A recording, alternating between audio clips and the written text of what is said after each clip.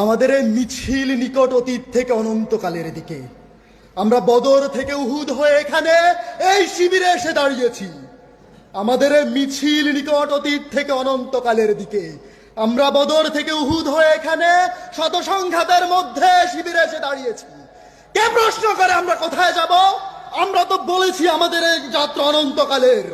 উদয় অস্তের ক্লান্তি আমাদের কোনোদিন বিহব্বল করতে পারেনি।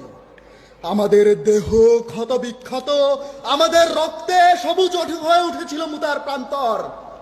এই পৃথিবীতে যত গোলাপ ফুল ফোটে তার লাল বর্ণ আমাদের রক্ত, তার সুগন্ধ আমাদের নিঃশ্বাস বায়ু।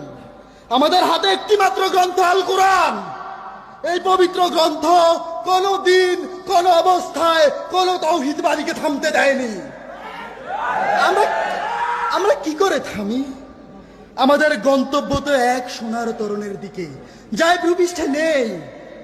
আমরা আমাদের সঙ্গীদের চেহারার ভিন্নতাকে গ্রাহ্যের মধ্যে আনি না, কারণ আমাদের আত্মার গুঞ্জন হু হু করে বলে ওঠে, আমরা এক আত্মা, এক প্রাণ। শহীদের চেহারার কোনো ভিন্নতা নেই, শহীদের চেহারার কোনো ভিন্নতা নেই।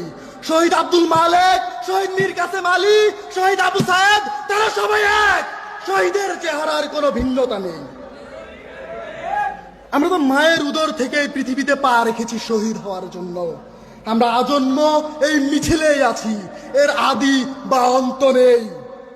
1500 বছর ধরে সভ্যতাগুলোর উত্থান পতনে আমাদের পদশব্দ একটুও থামেনি। আমাদের কত সাথীকে আমরা এই পৃথিবীর কোন্দরে কোন্দরে রেখে এসেছি।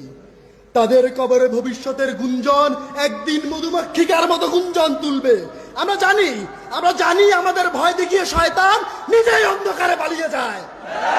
আমরা জানি আমাদের ভয় দেখিয়ে স্বৈরাচার নিজেই দিল্লি পালিয়ে যায়। আমাদের মিছিল ভয় ধ্বংসের মধ্যে বিশ্রাম নেয়নি, নেবে না। আমাদের পতাকায় কালেমা তাইয়্যিবা, আমাদের পতাকায় কালেমা তাইয়্যিবা। এই বাণী কোনদিন কাউকে থামতে দেয়নি, আমরাও থামবো না। এই বাণী কোনদিন কাউকে থামতে দেয়নি, আমরাও থামবো না, আমরাও থামবো না। ধন্যবাদ।